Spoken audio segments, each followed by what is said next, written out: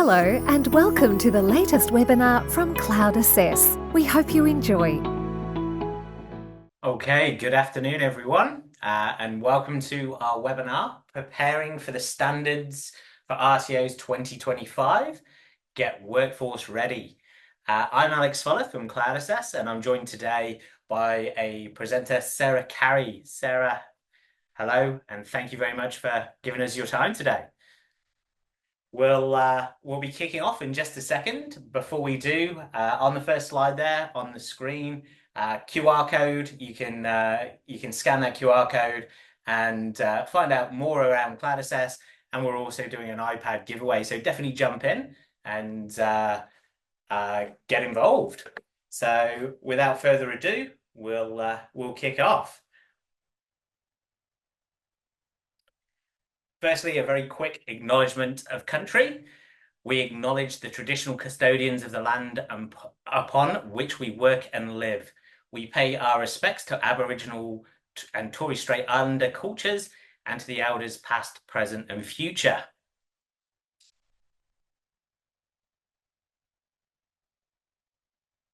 Okay, just a little bit of housekeeping before we get underway. First off, how to participate. So there's a couple of ways that we're going to ask you to participate and get engaged. So it will be a little bit more interactive. As we're using the webinar today, there's going to be an opportunity to use something called question and answers, so Q&A. You should all see a Q&A button. The slide on my screen says chat box. That is called Q&A in the webinar here today. We've got Chris from my team who's facilitating the live chat. He'll also be helping me with launching a few polls. So we're going to ask you to vote in a few polls, get a bit of a general consensus, share some ideas with some of the results there as well. And post the event, we're going to send an email. The email will give you some details, a bit of an overview of the slide pack as well, and some further content where you can just get through a survey and give us some nice feedback as well. So should be nice and straightforward today. As it is the webinar, it will be myself and Sarah that will be doing all of the legwork, speaking you through it and stuff. If you do have questions or you're having any problems, jump into the Q&A. Chris from my team will help you all the way through. Okay, quick introductions. So I've run a number of these sessions before, and I think a lot on the call we've probably met or may know me, but I'm Alex Fuller, Head of Customer Success here at Cloud Assess. And today our facilitator is going to be Sarah Carrie from Carrie Consulting, a very experienced RTO consultant with a strong work experience within the compliance space. So Sarah's going to step us through some stuff. I'll hand over to Sarah to do a quick intro. Thanks, Alex, and thanks everyone for joining us today. I am super excited to be here. So Cloud Assess has asked me to give you 3 things about me. So I'm going to quickly tell you 3 things about me. So not 20 years ago, but my first 20 years of my working life was being a hairdresser. I ran 2 successful hairdressing salons, and I completely gone out of my head. And I trained many apprentices. I decided, it's brainwave, why am I paying people to train them? I should be getting paid to train. So off I went and did my BSEd and entered the RTO workforce. I decided that I was going to be a trainer, and it wasn't very long into this training career that I was told that I was going to be doing some work with the auditing consultant for the upcoming audit. So off I went, and believe it or not, I loved it. I fell in love with it. I was like a sponge. Give me. I absolutely loved it. So hence 18 years later, here I still am in the RTO world doing compliance work, and I still love it as much as I did the day that I entered it.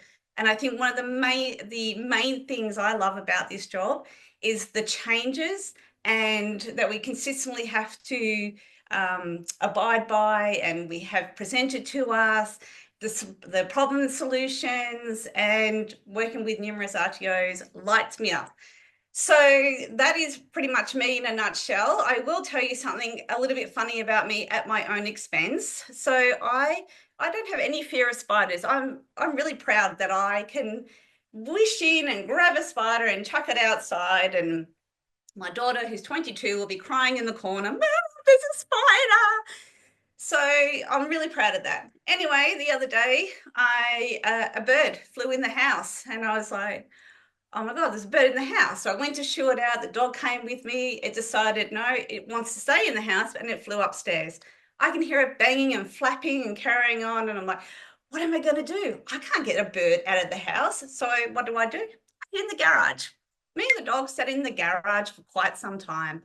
And I thought, what am I going to do? I can't stay here all day. I need to do some work today. So I rang my neighbour, who is like Stacey Ranger, warrior woman. She walks in, flies up the stairs with her own sheet, captures the bird, runs downstairs, and lets it go free. Forever grateful for Stacey Ranger.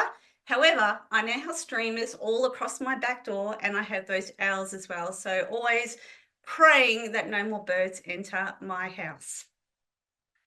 Thank you very much, Sarah. Apologies for making you do that. It's always difficult to introduce yourself, and we did set you a bit of a hard task there, giving us something humorous as well. Appreciate you sharing. Awesome and great to have you on board. Let's move into it. So, bit of an agenda that we're going to work through. So, from the perspective today, in the next hour, we are going to have a look at documents that form the standards for RTOs for 2025. We're going to find out what to prepare for. So the outcome standards, the draft compliance requirements policy, the draft credential policy, and key differences. Getting prepared, so useful steps that you can take back into your business, you can make notes on, you can refer back to the slide deck when you receive it, but key ways of sort of preparing yourself, your operations, and just some nice insights. We're really hopeful that we can jump in and share some of that in a Q&A session with you all at the end as well. Keen to understand with the polls that you engage with what your insights are and where you're at in that process as well of transition. So we'll wrap up with some key takeaways as well. Over to yourself, Sarah, if you'd like to give us a bit of an insight as well, maybe into what we're going to. So what we're tending to find is that people do want to do a mapping exercise from the old to the new standards, and a lot of the consultants and now Ask were also saying this is not advised. It's advised to really take this opportunity to look at what you are currently doing and look at the new requirements and create new policies and procedures, create more informative student handbooks or processes, whatever it may be, but don't just go, oh, this looks like we already do this in 1.1 and we already do this in 2.3. Just take some time to really understand these new standards. While I would be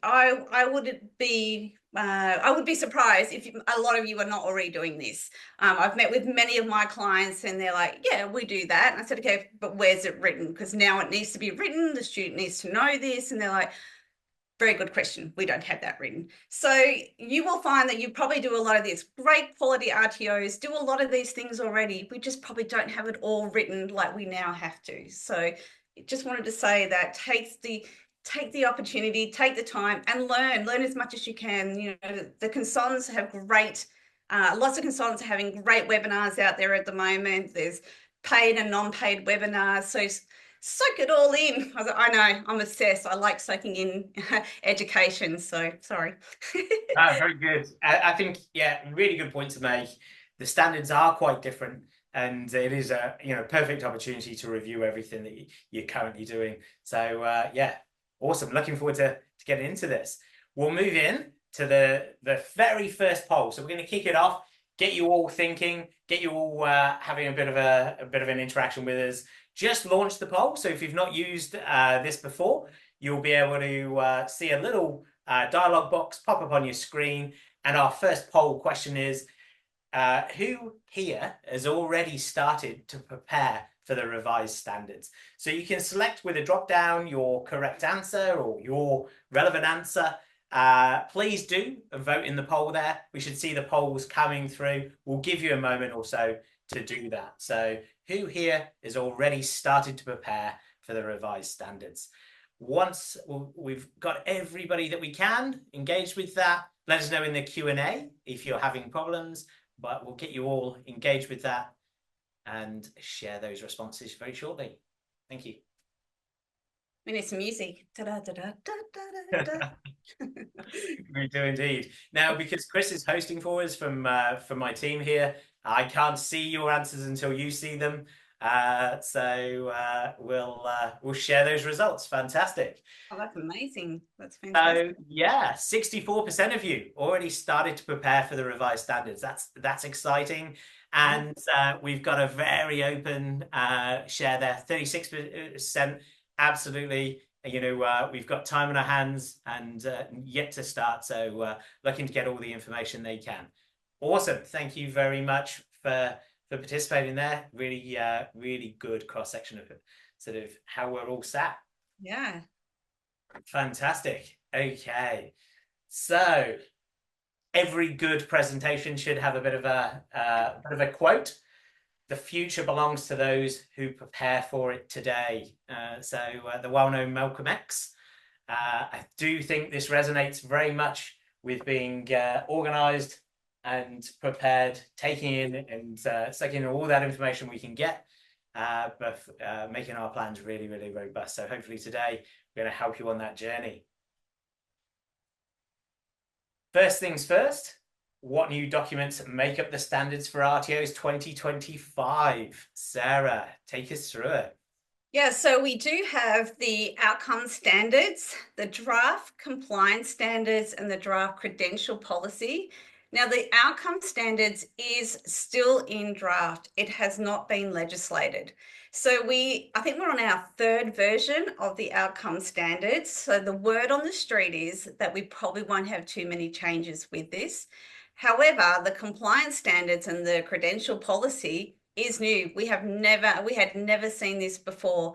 So be mindful that and there's lots and lots of feedback going back, so I've heard. So what I wanted to say with this is, for those people that have started to prepare to transition, please be mindful that there could be changes and you will need to go back and reflect on what those changes are and whether you will also then need to make further changes to your documents. Awesome. I think key one here, all of the documentation still draft. So Correct. Quick note there, even the outcome standards still draft at this stage, but as Sarah said, soon to be finalized, hopefully. All right. So the 4 quality areas, so the outcome standards themselves. Yeah, so we currently have 8 standards and the clauses inside those standards, and then we have 6 schedules. So out of the 8 standards and clauses, ASC were then created, and I can't remember what year it was. I feel like it was a couple of years after the standards came out. They then created the 6 chapters of the student's journey, which I think was a great idea. It really helped us form those standards into a story rather than just be like a standalone sort of thing. And I think it's lent its way into this framework as well. So now we've got the 4 quality areas with the outcome standards for each one. And then we have focus areas inside of them with the standards relevant to each focus area. So these statements, the outcome statements for each quality area, I think we're all probably familiar with, but you're absolutely right. A really key part to ground with as we move into these changes for sure. Yeah. Okay. One more poll. This will just pop up onto your screen in a second. And again, if we can ask you to engage and vote with it, what are your thoughts on the new structure? So, quite a significant change, as we've said. They're not necessarily aligned to what we're currently working with. Quick view, and I appreciate there's only certain answers in there, but if you could give us a quick indication and vote there on your thoughts, we'll definitely mop some of this up in the Q&A towards the end. Awesome. Give you a moment there. Cue the elevator music and make sure everybody has an opportunity to engage. And when we've got a result there, Chris, you can share that with everybody. Just waiting for a few. Here we go. Fantastic. Okay. Again, little bit of a mixed cross section. Favorably, it's okay. So I think we've all, the majority there, 52% suggesting it's okay. Tells me there's a bit of a sort of interpretation there, a bit of concern, which is good. I think that's healthy at this stage. Only 3% of us love it. Second place comes to like it. I think like it is a good place to find ourselves as well. We've got just 1%, and this is the time where we'd all love to understand who that was, but there's definitely a 1% there that hate it. And there's just 12% of us think it's going to be challenging. I don't think there's a wrong answer here. I think we're in a very safe space. They are anonymous, the polls, but really good insights to how we go. Awesome. Thanks again for engaging. Don't worry, there isn't too many more. And we'll move into training and assessment. So picking one of the outcome standards, quality area 1. So this is the only one I'll go through like this because I'm not going to bore you to tears and we can all read. So I just wanted to lay the land for those that may not have seen it of what a quality area will look like. So for this one, it's number 1. So number 1 is training and assessment. We've got the outcome standard, which is quality training and assessment engages VET students and enables them to attain nationally recognised industry relevant competencies. Then we have the focus area, and for quality area 1, it's 4 focus areas: training, assessment, credit transfer, equipment and resources. And then inside each focus area has its own standards. So we've put the standards there, 1.1 to 1.2 for training, 1.3 to 1.6 for assessment, 1.7 for credit transfer, and 1.8 equipment and resources. So am I right? There's no more clauses, just standards now? Just standards. We are only going for standards. We have ditched the clauses. Okay. Again, I think that's quite interesting. Definitely a significant change there and something to worth consideration in your plans. But yeah, no more clauses. Okay. Thank you very much, Sarah. So the key differences that I have seen for training and assessment compared to the current standards that we're in anyway. So we have more requirements, more written requirements about having a systematic approach to quality practices. So we've always had to do this, but it's really detailed now. We need to have a consistent documented industry feedback for both training, assessment system and validation. Again, not something new, just something that we need to have documented and demonstrate that we are consistent with. No longer specifically written that you must have training and assessment strategy. That is very, very new. Data-driven approaches and structured feedback from students, trainers, and industry. So what this basically, I'm going to put my glasses on. So what this basically means is that if you know that you're going to have an audit coming up for whatever reason, or you've been called for audit or whatever it may be, there could no longer be, hey, Tom, better get onto those validations. We've got the auditor coming soon. Because what if there's something not quite right with those validations and your auditor turns up and you say, we have got a robust systematic approach. It's fantastic. And the auditor says, that's great. I'm so excited for you guys. So show me your validation, and you whip it out and it's only showing that you did validation 5 minutes before they walked in the door. That is not a systematic approach. So what I'm saying with this is ensure that you are very familiar with what these standards require and work out what your systematic approach looks like. It doesn't have to be, got to do it every week, got to do it every month.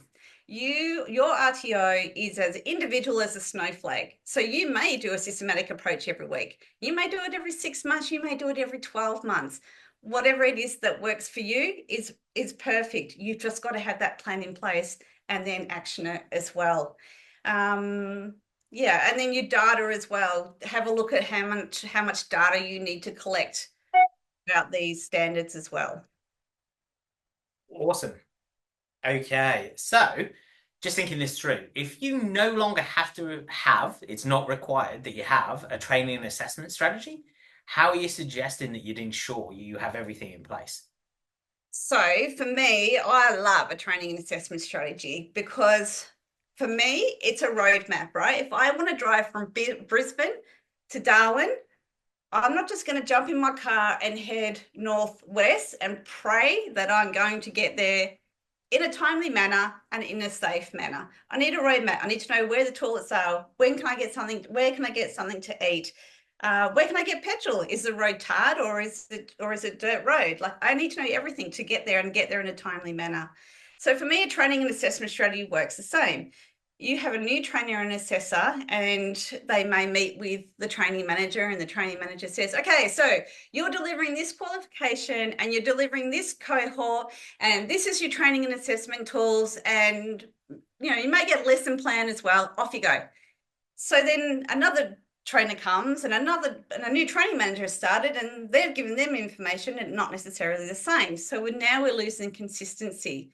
So if we have a training and assessment strategy or a roadmap, whatever you want to call it, it doesn't matter what any training manager says or what any trainer says. We've all got the same document. We're all working from the same document, and we all know how to get from A to Z safely and in a timely manner. So to do this, there's many ways you can do it. You can stick to the template you're already using now. I personally like the template. I don't necessarily like all the copying and pasting that goes into it, especially if you've changed something over here. You've got to remember to go back to your TAS and change it over here. It's one thing I see that is tripped up constantly in audits. So what I do like is having the template, but then having links to your website or your policy and your procedure or whatever it may be, whatever that document is. So then when you change that once, you've changed it once and you don't have to worry about changing in 20 other places. Awesome. I think that's great advice. And, just because it's not specifically specified here, doesn't necessarily mean we need to just ditch the document. And ditch processes that might be very, very useful for us. Having that plan, having some process in there is absolutely vital. I think is the kind of feel we've got there. Just quickly, Sarah, before you move on to the next slide, I did have a question that popped up, just asking if you could repeat the detail of the requirement in the new standard for training assessment strategy, so we could just get that sentence from you. Sorry, the where I said that you don't have to have one? Yes. Oh, is that what you want me to say? Yeah. So with regards to training assessment strategy, it's stated no longer need it. Yeah. No, it doesn't say no. It does not say you no longer need it. No, those words are not in there. No. Good. It just doesn't say you must have a training and assessment strategy. Sorry. Yeah, absolutely. That's exactly what I was getting you to. Sorry. This is my interpretation. Everyone must read this sentence themselves, but this is my interpretation. So yes. Awesome. No, somebody just wanted some clarity there. I thought it would be. No, it doesn't say that. Sorry. No. I understand. Yeah.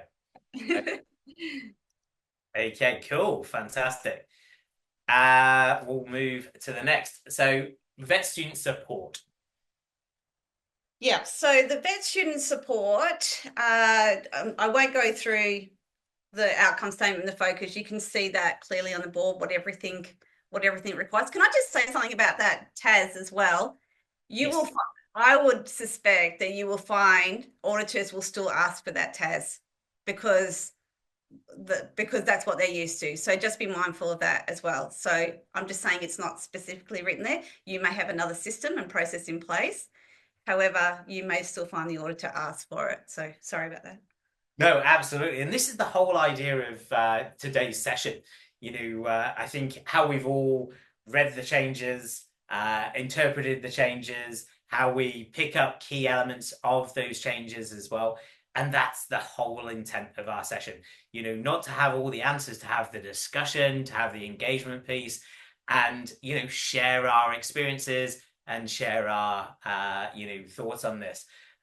So yeah, awesome, and it's creating very lively chat, and I can tell you now, We'll happily share opinion. Everybody's got one. What we won't do is, be an authoritative sort of statement here. It's really, really good conversation, and this is what makes our industry so diverse and so great, because we've got all of this experience to plow in and pull in together. Awesome. It's also because each individual is, each RTO is so individual. Like, you would think we all do things very similar, but we just don't. Like, it's just amazing with how many RTOs I step into, and everyone does something so different. Doesn't make it right or wrong. It's just different. It's just what is right for that RTO. Over the last 12 years in this role, I've never seen businesses that are quite alike. Yeah, you must see it a lot. Contextualization is king in everything. Yeah. Context. Yeah. Fantastic. Thank you. All right. So just a bit of a summary of the key differences here. Yeah, so the key differences I see for this one is, well, number one, the students are no longer learners. They are referred to now as VET students, and that is consistent throughout the standards. Proactively identify VET students' needs from start and through progression.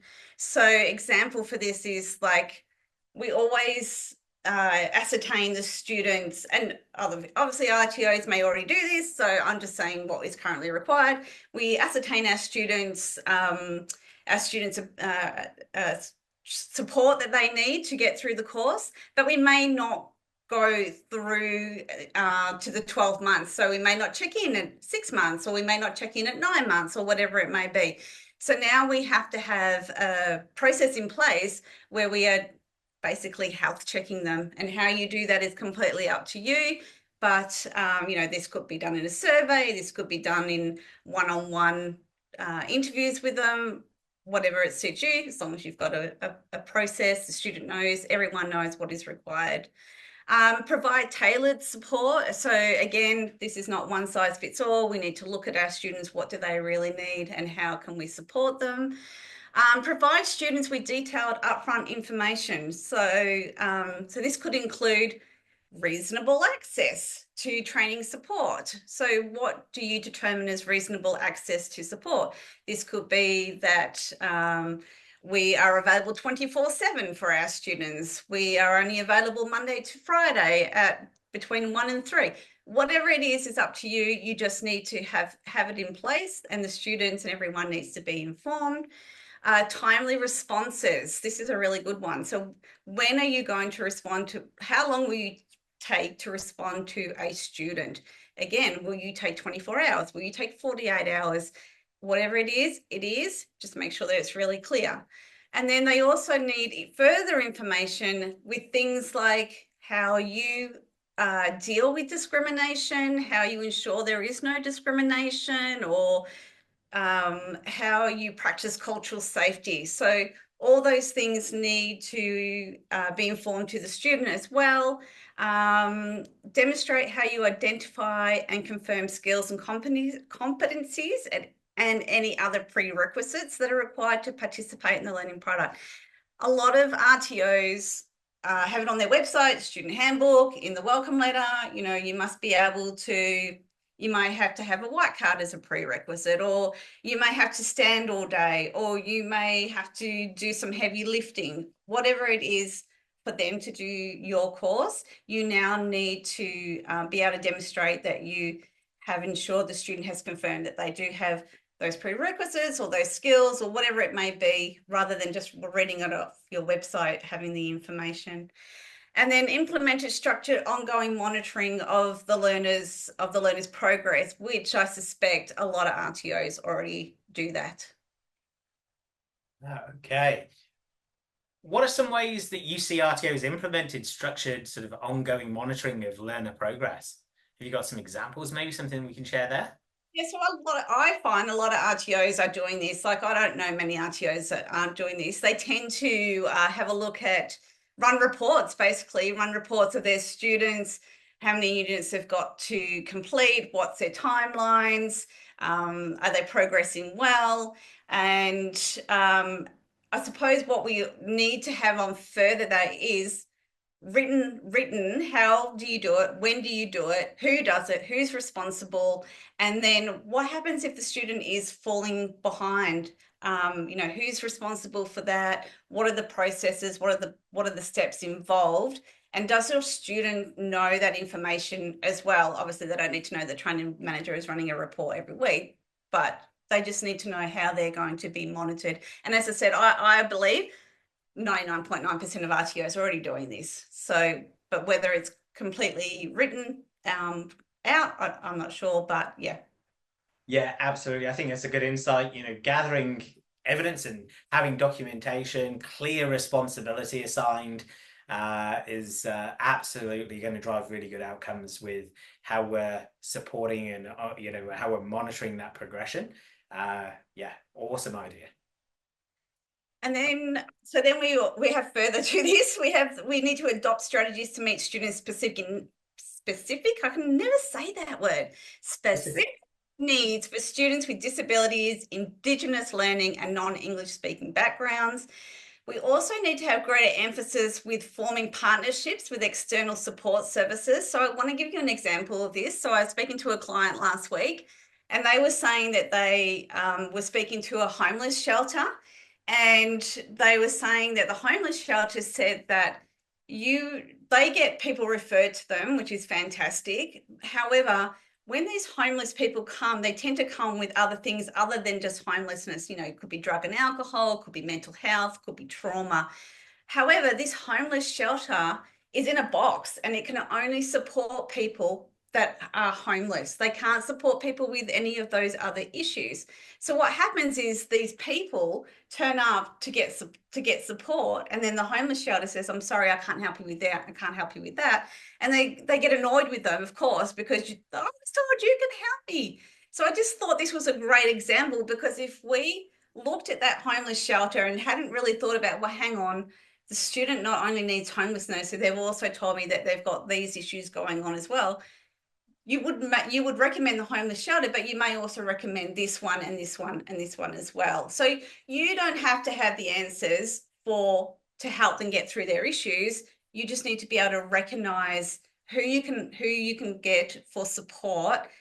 And the only way you could do that is by speaking to these community centres. You don't need to know people on their first term basis, but just having an understanding of what they do, and then thinking about how they could help your students if the need arises.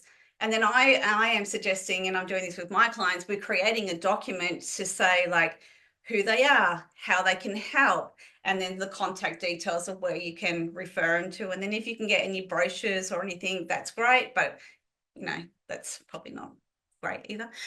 So having a link to refer, I was just thinking, I'm going back old school all of a sudden. Having a link to the website is a great source for them, as long as they've got internet access, of course. So even as a provider in the digital space, there's always a time and place for the old school brochure from time to time. When we're looking at accessibility and stuff, could be relevant. You've got to pick your battles sometimes on that. Over the years, I've seen some fantastic evidence and use cases of where an RTO is really engaged with the community and the local sort of support services, and really made lasting change to individuals outside of their obligation as delivering training, because that absolutely sets up their participants for brilliant outcomes. So yeah, absolutely, the investment of time and effort there, and the focus from an RTO where it's relevant, pays dividends. Seen evidence of it.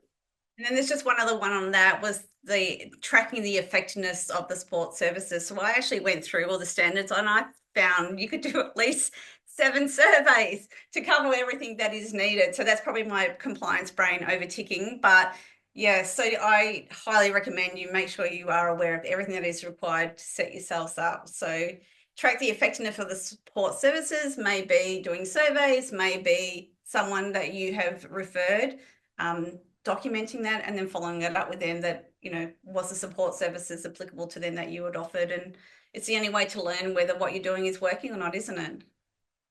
I think so. Yeah. Awesome. Very good.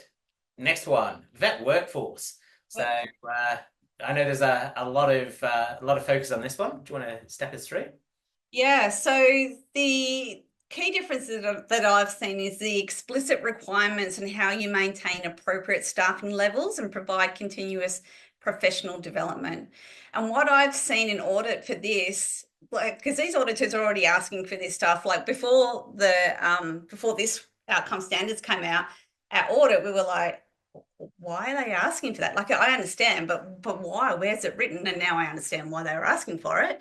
So in audit, they had asked for, well, what is your contingency plan if your trainer cannot attend the training session?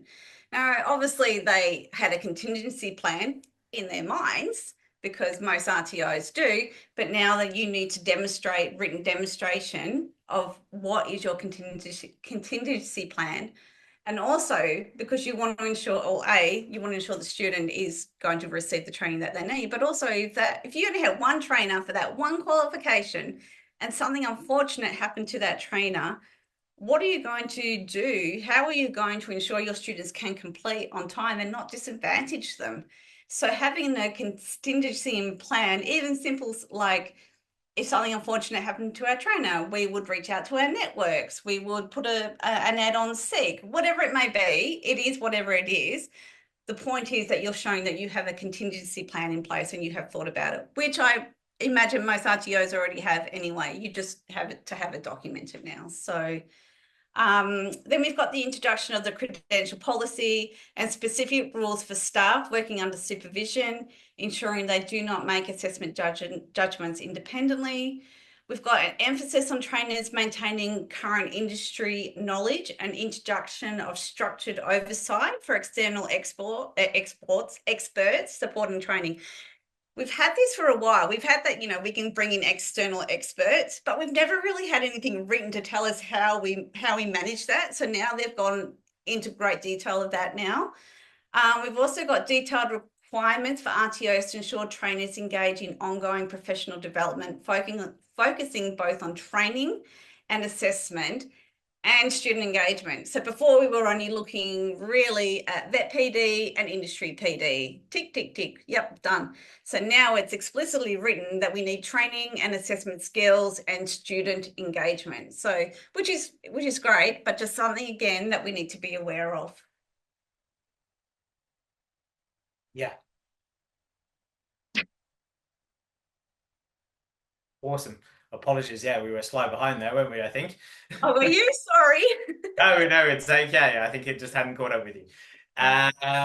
So some of the pieces around professional development, I think are absolutely spot on. I see, as RTOs, we're great doers. Always have plans, think on our feet, react to sort of scenarios that just pop up every single day. Yeah, we get it done. Do we always have the documentation to support it that's real world, that actually is a true reflection of how we manage those problems and challenges and stuff? Here, where it's requiring that documentation, I think is really clear to say that's needed. Let's make sure we've got a practical plan that is known, that is adopted, and we can evidence as well. So yeah, that's awesome. Obviously, accessing fantastic PD, something we'll explore throughout the webinar as well, some options and stuff for sure. Yep, perfect. All right, governance. Governance.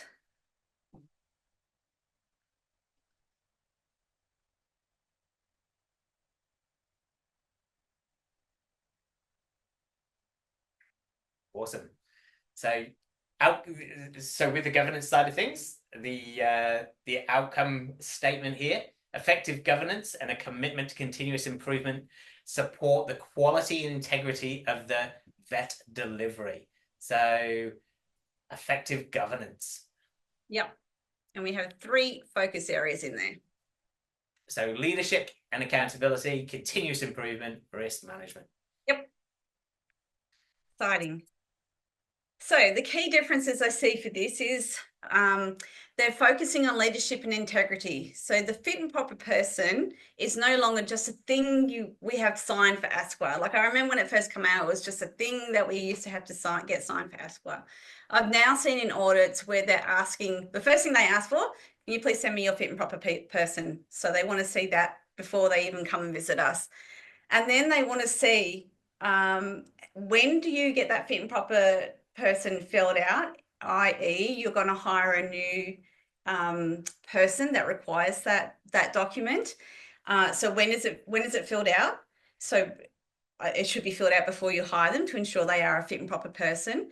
And then how do you monitor that they are a fit and proper person throughout the time of being in the RTO? So we've even gone now to the extent where we have a policy and a procedure around this. The RTO needs to identify who they classify as a fit and proper person. Obviously, ASQA has their guidelines, but you can determine above that who you believe is a fit and proper person.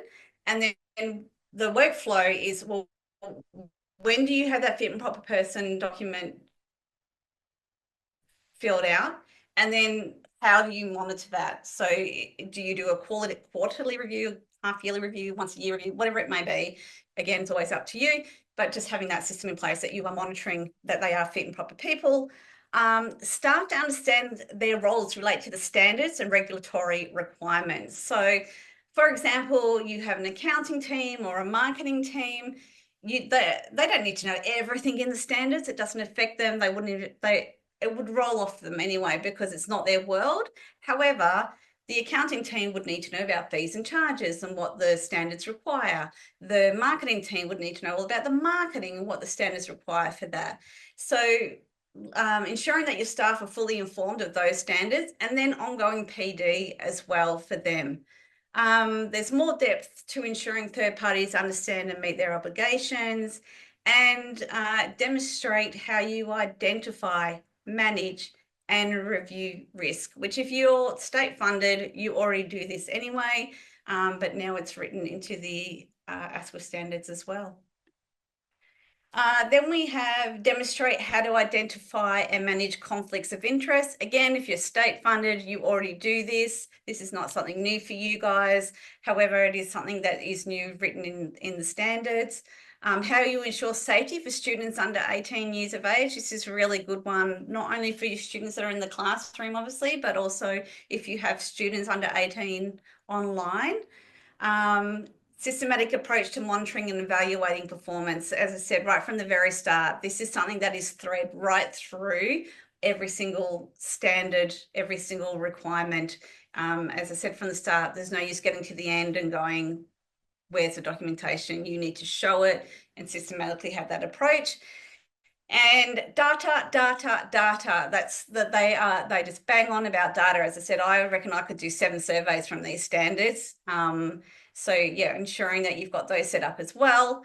I did want to mention that to do that data, it's really great to have surveys and to do it in a systematic, systematic, but auto, what's the word I'm trying to look for, Alex?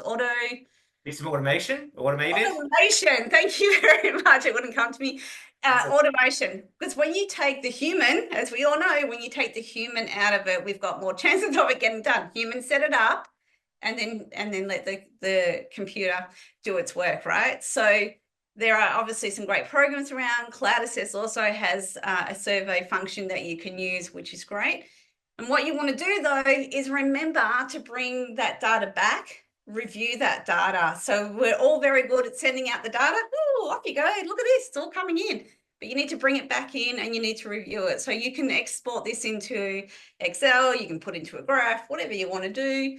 And then I suggest to my RTOs, because you want it to just be natural. You don't want it to, if you do anything outside of what you do every single day, you're never going to do it. So I suggest to my RTOs, on your meeting template, have on there review, I don't know, say it's student enrollment data. Just have it on there on your template. So you get in your meeting and it says review student data, and you go, oh, where's the data? And the person says, oh, I forgot the data. Okay, well, you've forgotten the data. Okay, so we admitted that we've forgotten the data. We put in a continuous improvement record of what we're going to do next time to ensure we don't not bring the data to the meeting next time.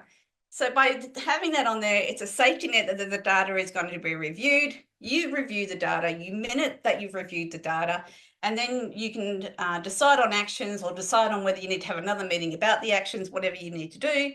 put it in your continuous improvement register and bang, there you go, rather than trying to create something that's just not possible in a very busy RTO world.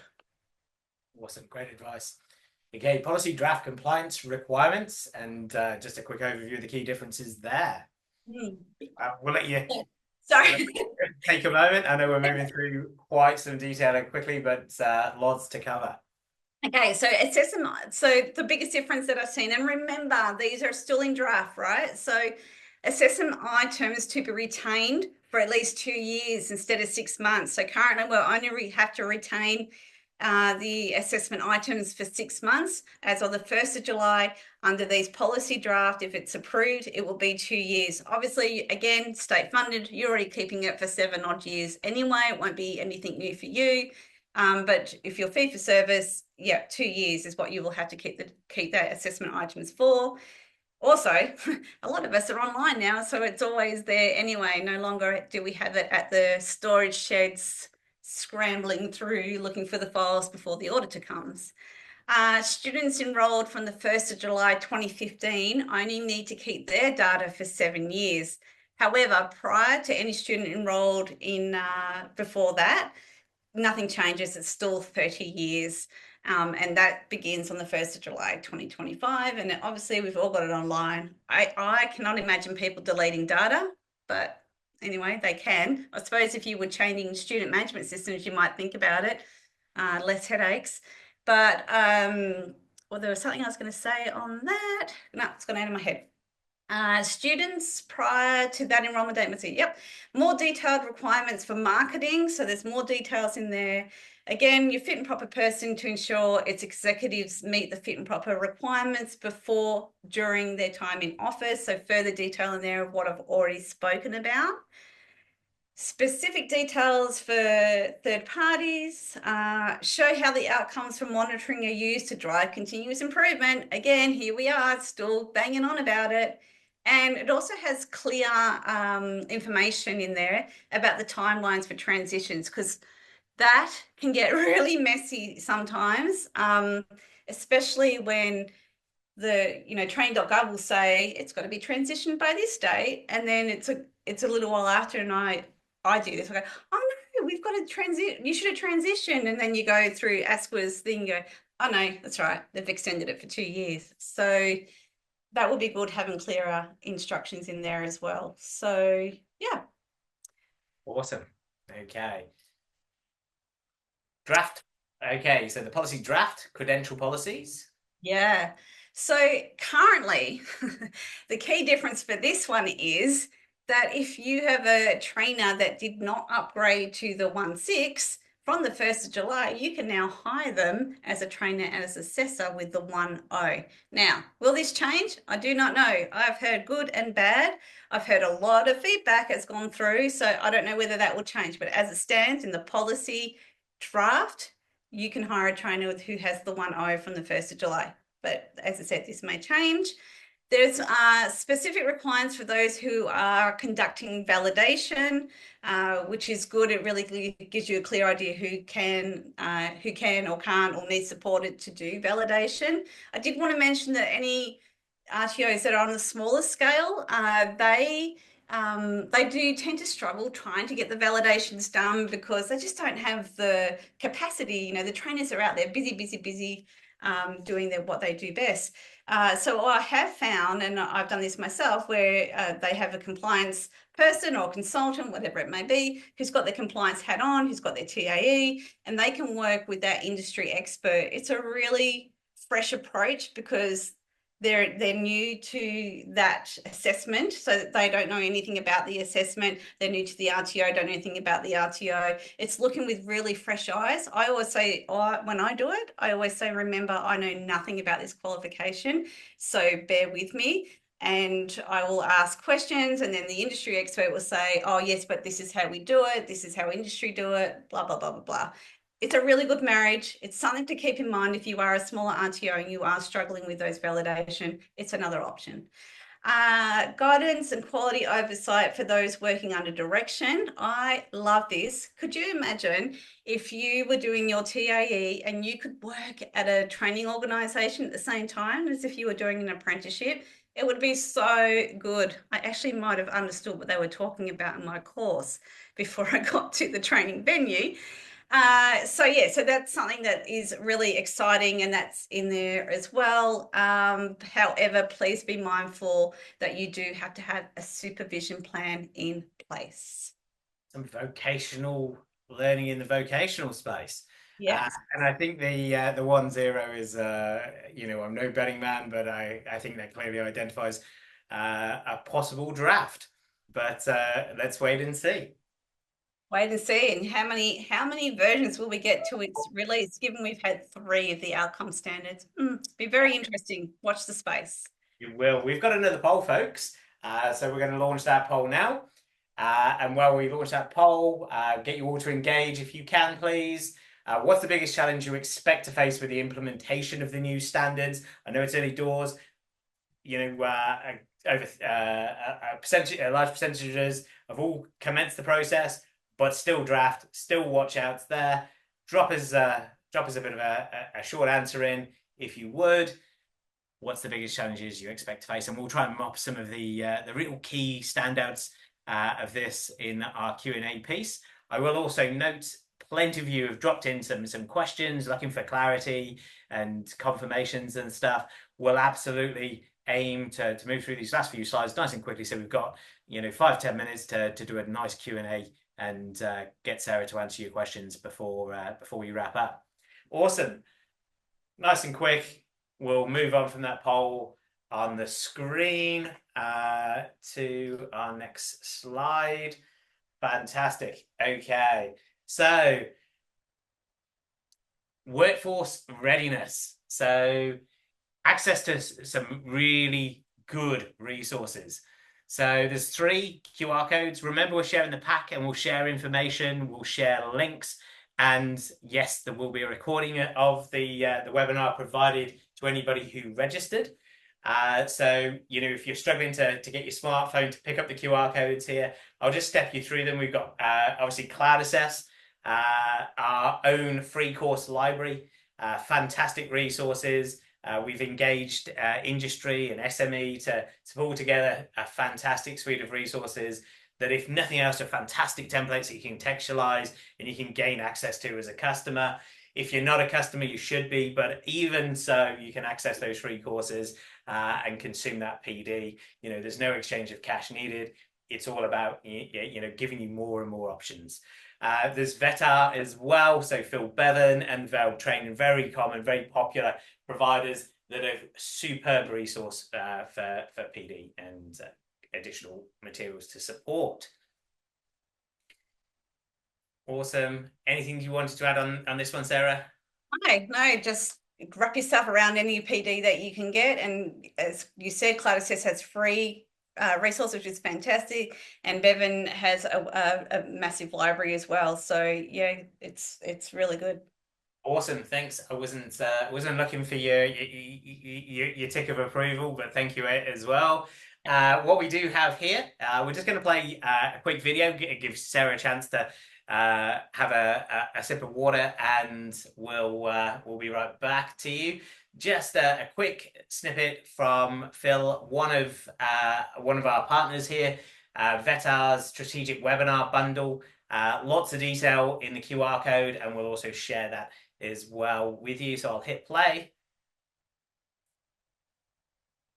Hey everyone, hi Cloud Assess team, Phil Bevan, VETA Community Advisor here. Thank you so much for encouraging me to come along in video and share some of the things that are going on in our VETA portal around supporting providers for the revised standards for RTOs. I've got the portal up here. I'm just going to quickly jump into our courses area because there's some really innovative stuff that we're trying to do to support providers, both in our on-demand professional development, and then also in our live professional development as well. So you'll notice on the top of both the short courses and the replays areas that we've got a new alignment area, revised standards for RTOs. This one is for the short courses and the replays, and we're effectively mapping all of the professional development within the Veta portal across all of our fabulous partners, 20 partners now, with the outcome standards from the revised standards for RTOs. So you can see there's a few products that cover across all of the standards, and then we're going through for each of the quality areas and each of the focus areas and each of the outcome standards. Aren't we all learning this new terminology? Then we have all of the fantastic professional development opportunities on demand, either courses or replays, that are aligned to that particular standard. And you can see some, we haven't got any alignment yet. The area of assessment is getting a big refresh with changes to the principles of assessment and rules of evidence. So the courses here are only here if they have been reviewed and they've been confirmed that they align to the revised standards for RTOs. So we're adding to this on a daily basis. If you're looking for PD against particular outcome standards, this is a really good way to go. I will also quickly mention we have now got out our Standards for RTOs Essentials short course. This is on demand. It's available for purchase, but this is also free for our subscribers. I'll come back to that in a minute. And this is 2.5 hours on a fairly decent overview of the outcome standards and also the performance indicators and obviously the compliance requirements and credentials policy as well. So down the track, if you're looking for a fairly thorough overview that's going to support your personnel to understand that awareness level of the standards, this could be a really good option. Awesome. We're going to put pause to Phil there. Phil, love to have joined us. Unfortunately, with time zones and other challenges, we managed to get a video of Phil. The full video will be in your packet as well. There is a 20% discount for your attendance today, so jump in. They are fantastic resources. Phil always comes very highly recommended. Perfect. Okay. Hey everyone. Hi Cloud Assess team. Phil. We don't need Phil Hear it again. Yeah. Okay, let's just see if we can move through there. Fantastic. So just a quick overview of some of the new features, some of the functionality that we here at Cloud Assess have launched as well. So we gave Phil the pitch, so I'm going to take just a moment or two as well. One of the things that is massively evolved within the Cloud Assess solution in the last sort of 6 to 12 months is the ability of managing your workforces. And this really does align with that new requirement of the standards. So when we're talking about workforce, we're talking about the entire vet workforce within your business, administrators all the way through to your trainers and assessors. And you've got to think about the wider team here because that significantly changes. So when we're talking about managing that, we've got defined job roles. We've got a really flexible organizational structure, and we can map this to employee requirements across our business. We can assign courses, topics necessary to support their job roles, and we can run really, really powerful skills matrix reporting. So we can identify gaps and we can map gaps and expose in our business where we perhaps need to align or gather content or bring in additional PD to support with those pieces as well. Something that our typical RTO client might not have had much exposure or much focus on, or even questioned, is this relevant to me? Now, Cloud Assess does work across a number of different sort of sectors, not all accredited, but absolutely, I'd implore you to investigate this with your Cloud Assess customer service managers and the wider team if you've got questions. But how you can make this work to support that PD obligation, align with the new standards, I think there's a lot of benefit to this, and you can really address that with training. Our new dual user profile, so I can be an assessor, I can be a learner within the platform. I can access fantastic materials as well as delivering my role, a real great opportunity. Okay, so we're coming up on the hour. We've got a few minutes for Q&As, but key takeaways really quick. Be informed, create a plan and timeline, prepare your workforce. Sarah, just a sec on that. Yeah, so get everything you can. suck everything up, read everything you can, because it's when you're informed, you can make those judgment decisions that are right for your RTO. So as I said before, there's so many free webinars, paid as well. Just soak it all up and get as much as you can, because it's only when you're informed you can make decisions. Create a plan. We've got until the 1st of July 2025, which sounds like, well, that's still 7 months away. However, we've still got Christmas, we've got New Year, and we've got a life, like we've got a business to run. So I strongly suggest get a plan in place and assign who's going to do what. And obviously prepare your workforce. Ensure all your staff have received training about the revised standards and how specifically it applies to their roles. Awesome. For those that have asked some questions, if you're okay to, Sarah, I'm going to quick fire some questions at you. We can absolutely park some as well. Make sure we get back to those that did ask the question.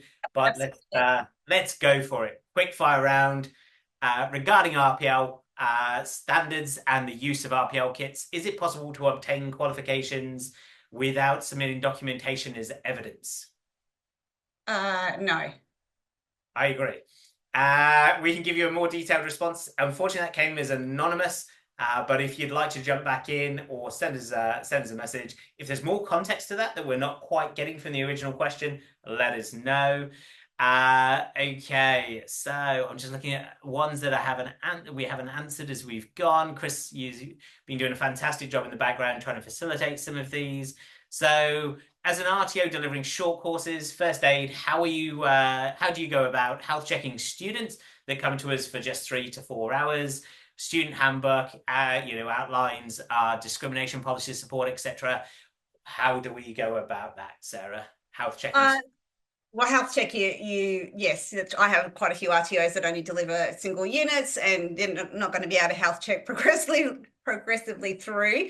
However, there could be some times where units of competencies require, you might do the training and assessment, but then it might require, 20 hours of work placement. So you might just health check them to make sure that they're going to be able to do those 20 hours. There's some licensing units like that. If you're just doing first aid for that day, just ensuring that that they're fit, proper for the course that day, there's no need to do a health check other than that. Awesome. Another question from one of our partners, Joe. Welcome, Joe. Joe from Veta, a fantastic solution where you can also access the Cloud Assess PD content. Sarah, in the revised standards, is there any mention of minimum hours for PD for trainers? So what's the quantity minimum hours? Is there any mention in the revised standards? No, of course not. No, there's no mention of minimum hours in there. It will be at the RTO's discretion. Again, as we said from the start, that the RTO is like a snowflake. It's unique, and it's your decision what you quantify as enough PD, basically. Okay, fantastic. What does student engagement in PD mean? Student engagement. So the first thing that comes to my mind is I think the gentleman's name is Brian Friendly. I think his name is. He does great training to help trainers be better trainers, and so how to engage students, how to keep them stimulated throughout the learning, especially if you're doing online. How do you keep them engaged? Like today we've done polls to try and keep you guys engaged. So we don't learn that in TAE, that's for sure. So empowering them to be engaging. Yeah. Perfect. Last couple from ViewSonic. Can you clarify the TAE requirement? I have not gone in enough detail to give you the TAE requirement. There's a few webinars around that concentrate on that TAE component. I strongly suggest you watch those webinars. I know Andrew Shea did one with RTO Logistics. It was a full-on webinar just around that. I would go check that out. I have not given you enough information today to give you any. That's what it's well. So there was another question there. The reason why TAE minimum requirements changed and went down. I think. Why did it? Why did it? Yeah. Oh, there is a reason. I don't know it off the top of my head, and I don't want to speak out of turn, but it was something to do with something to do with those 2 units that we had to do in the 1-6, and we didn't have to do it in the new 20, whatever we are up to now. So therefore their justification was the 1-6 met the requirements. It was something like that. I can't remember specifically, but if you Google it, it will come up because there has been a lot of talk of the town about it. Awesome. A couple have asked for the QR code around getting some further information in regards to Cloud Assess. And of course, we all want to jump into our iPad giveaway. It's on the screen now. We are going to probably take the recording at this point, but there's a few people that are hanging about that have got some questions. So if we're okay, we'll just answer those questions very quickly. I know we've asked a lot of you today, Sarah. Before we do wrap up, I will thank you. You know, your passion for the subject, and you've been very selfless sharing all this with us for a free webinar. I think everybody's had fantastic value. But we've got a couple of questions coming in, so we will just quickly answer those. So trainer competencies. In the future, do you think AskWork may consider fellowships in lieu of TAE or higher education qual, given that they're becoming more popular for university educators? And we need more trainers. Wow, you're going to have to answer that one very much to how you feel about that, I think. I don't know how I feel about that, actually. So I don't know the answer, and I don't really know how I feel about it either. So I'm going to sit on the fence. I think there's some really good ideas being bounced around there, Kat, and you know, I've seen some topics of discussion around how we attract more trainers and how the industry looks to the future. I do think that, you know, this is my personal thoughts, that we've always got to be careful when we mix academia into our world. And, you know, is there ever true alignment with how we deliver to a different kind of cohort with a different sort of lens? But I won't say any more because I will get into trouble. And then there was, yeah, what do you think of, what do you think is the question of the new qual? Think that is, yeah, sorry, that was more of a supporting statement. Thank you. And yeah, we'll share the recording with everybody there. Okay, fantastic. As always, I think there's a strong contingent that would keep us going all afternoon with questions. Sarah is a very busy person with a fantastic operation there for consulting, but like the majority of consultants, she's also very keen to share experience and have really interesting and engaging conversation. She is able to be reached. If you Google Sarah Carrie Consulting, you will find her. She's based here in Queensland. I strongly recommend, based on the experience that she shared with us today, I'm sure you can all make your own judgments, but fantastic resource to connect with. And yeah, we look forward to sharing you all the slides and the recording. And for attending, there's also going to be a certificate that we'll drop over to you as well. Thanks very much. Thanks, Alex. Thanks, everyone.